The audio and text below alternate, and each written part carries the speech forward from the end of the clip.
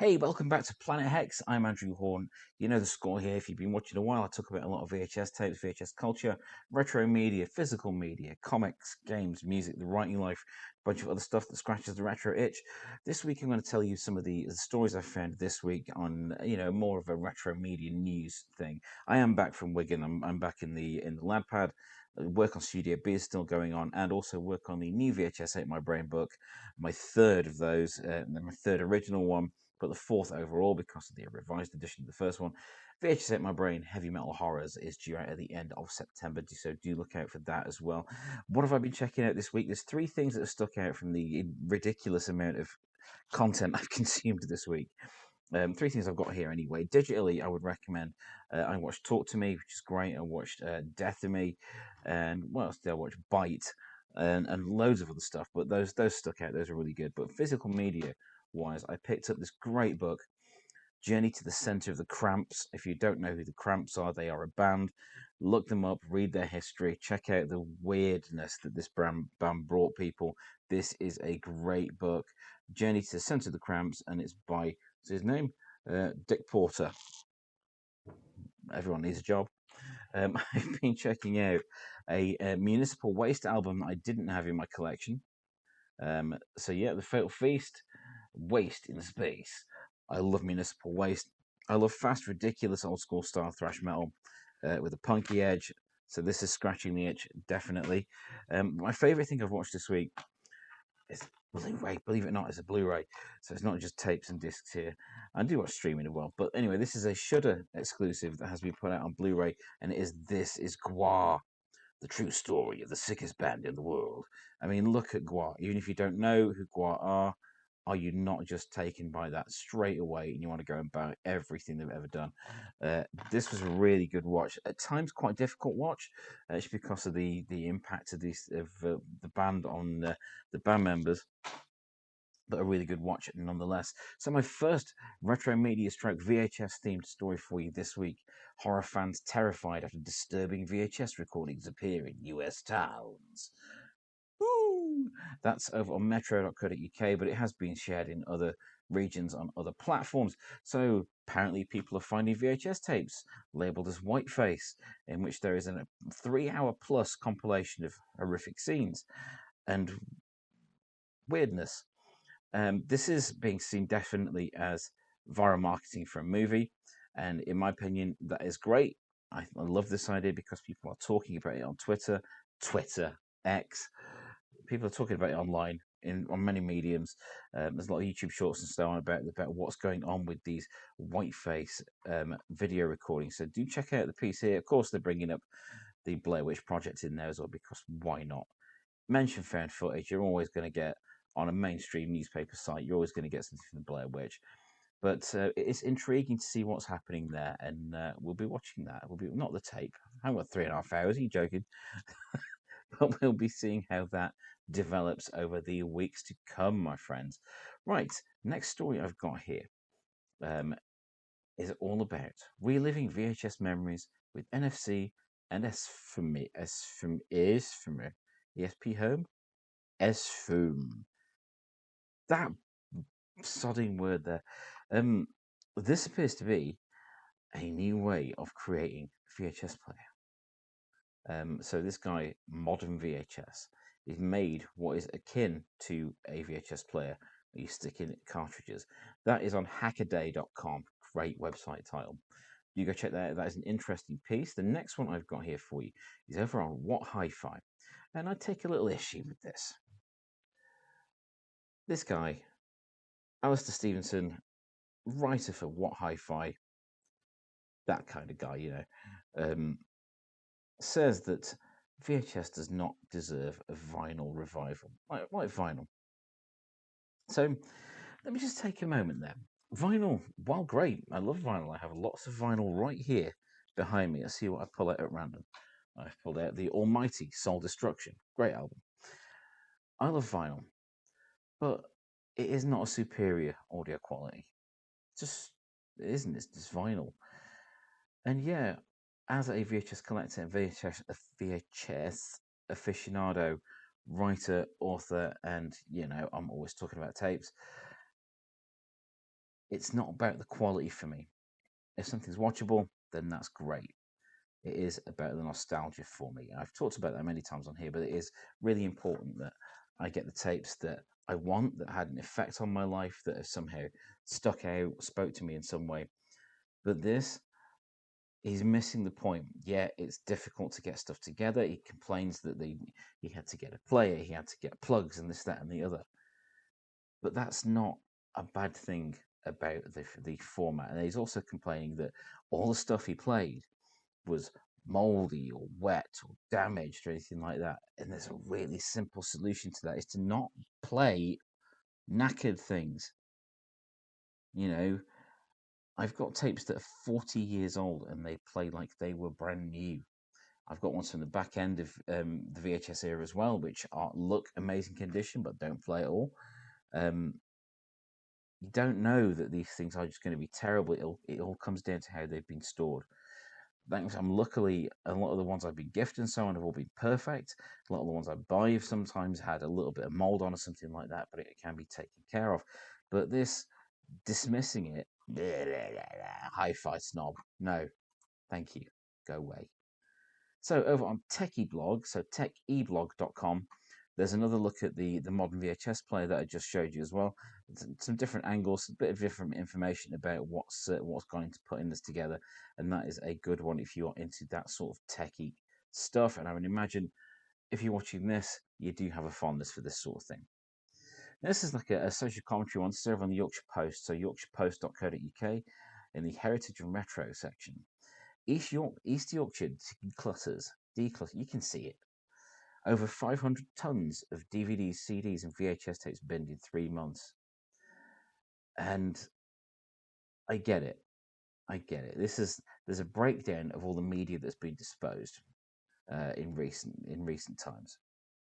So look at that. West Sussex County Council, 325.063 tons of media. So that's VHS tapes, CDs, DVDs. I don't think we're putting Blu-rays in there yet, but yeah, up to DVDs. That is a real shame because there is money to be made there. I don't mean like loads and loads of money, but they could be moved on to charity. VHS tapes could find a home here, that sort of thing. But they should not be just destroyed and thrown away for landfill. Let fans rummage. Let people just have at them and see what they find. So this is a real shame. This comes as a part of a wider national trend that saw over 2,100 tons of physical media dumped by UK households between January and March 2024. I think this will change. This sort of movement will slow for the simple fact that streaming is becoming a pain in the arse, and we shouldn't have to pay to tons more to have less than what we had before with cable and so on. It's just not on. But it's an interesting, slightly upsetting piece for tape heads like myself, but that's over on Yorkshire Post. Next one I've got for you this week is on woodtv.com. Woodtv.com. Doesn't that sound refreshing? Sorry, reassuring. Okay, so we've got over here in Grand Rapids, Michigan, a video store opened there 8 months ago, and it's still going strong. And I love this. There's lots of weird tapes in there. They've not explicitly said this, but it looks to me, by reading this, that they have a bunch of SOV horrors in there. So that is an interesting one. So to find the right horror movie genre and horror movie for you, stop by Alive Again off Plainfield in Creston, or visit the Alive Again website. Free plug for you, but this piece is over on Wood TV, and it's an interesting one to absorb. Over on moviejawn.com. This one interested me. Video Heaven. It's a review of Video Heaven. It is a documentary. It's 3 hours long, fair enough, and it came out on 2nd of July, written and directed by Alex Ross Perry. So this is about video stores. It's about the act. It's about that much missed period of our lives where we would go to a movie store and pick out a new release or a classic or something we've not heard of before on a whim. Get the snacks, get to know your staff as friends. Yeah, I go on about this a lot, but I miss it dearly. I miss it dearly. I do have the edge taken off whenever I go to the 80 video shop in Alfreton because it's just a lovely place and it's been made with real love. So when you see something like a blockbuster pop up or something like that, it doesn't get me the same way as something that's been custom made with a lot of love and respect for what they are putting across.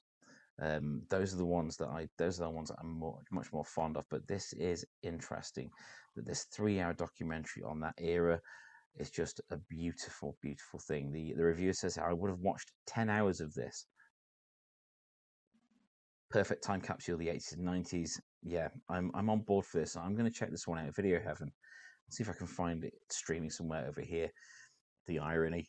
But you never know. Look out for that one. But that one's over on moviejohn.com.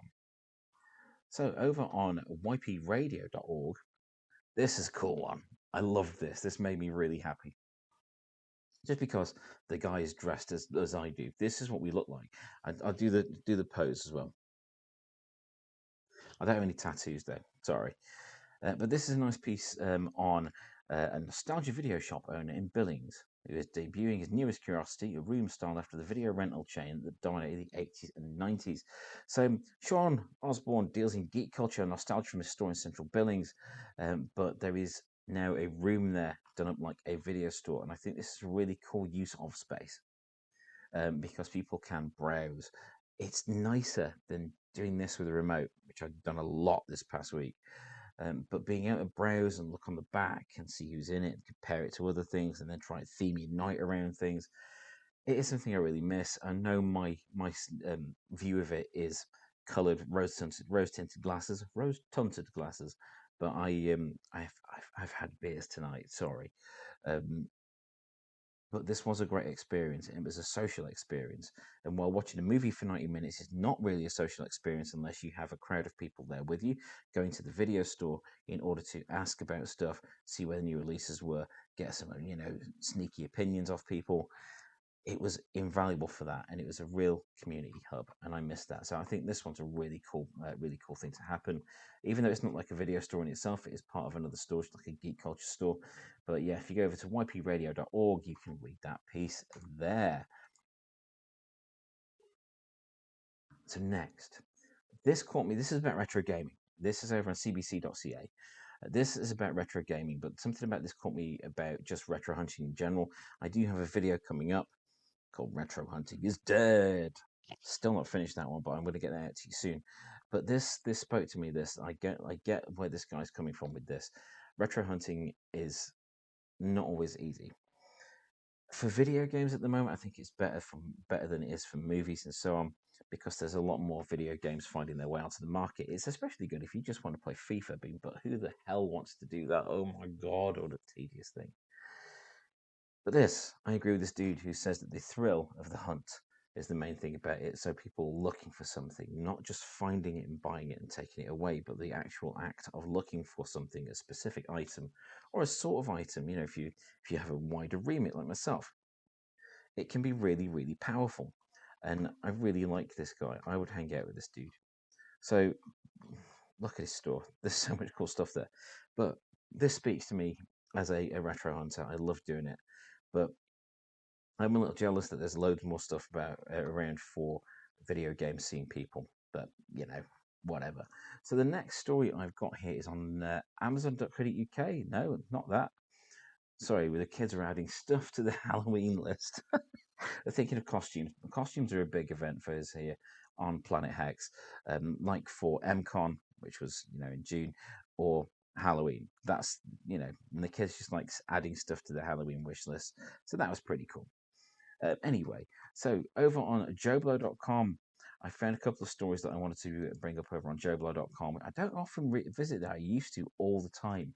So I need to get back into the habit, especially because they are running features on Return of the Living Dead. This looks great.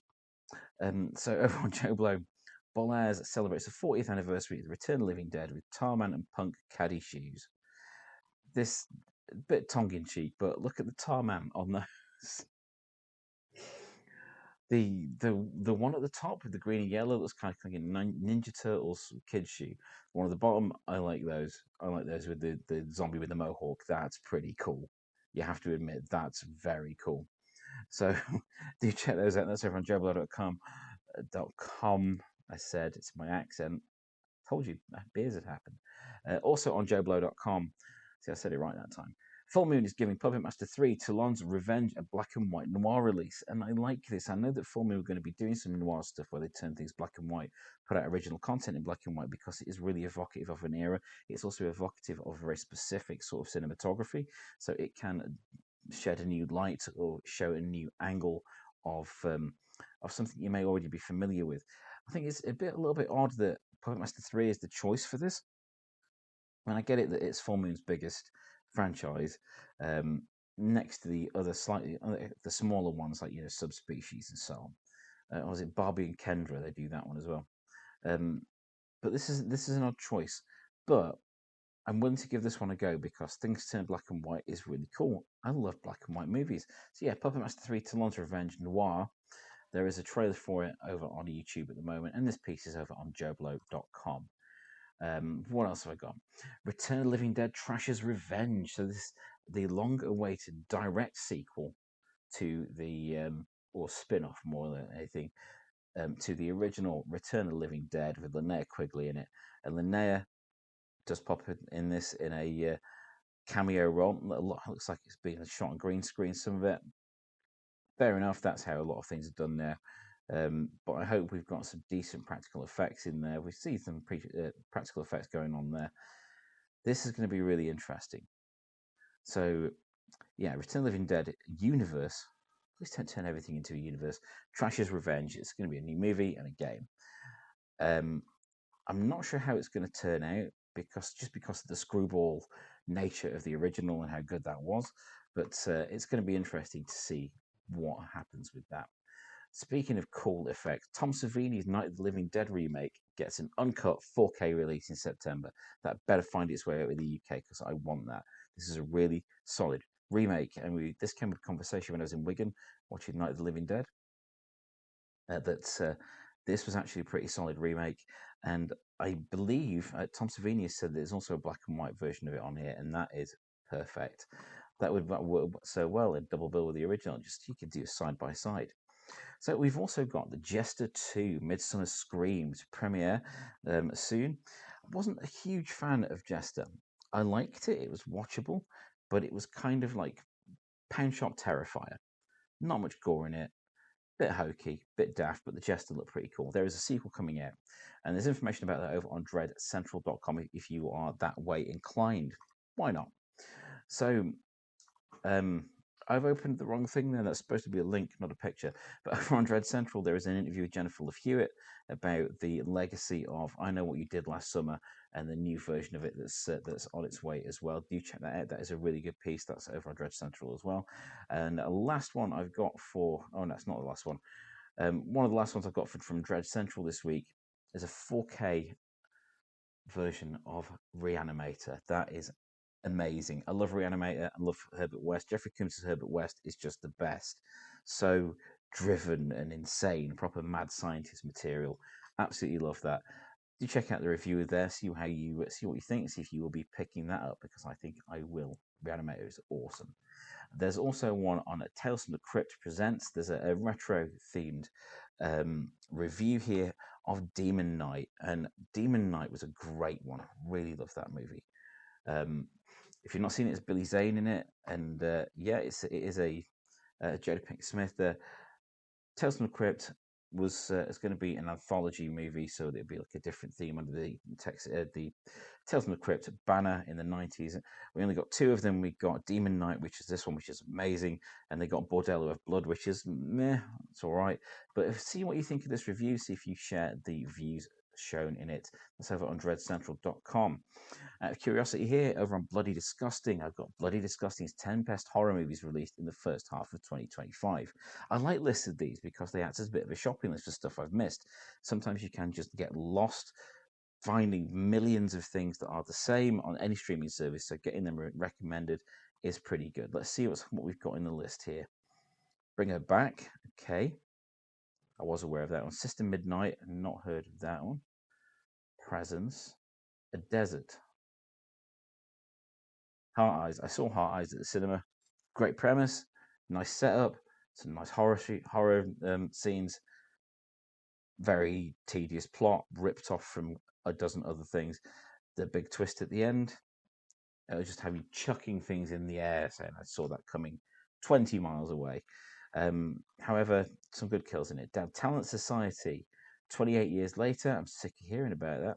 Kind of puts me off seeing stuff.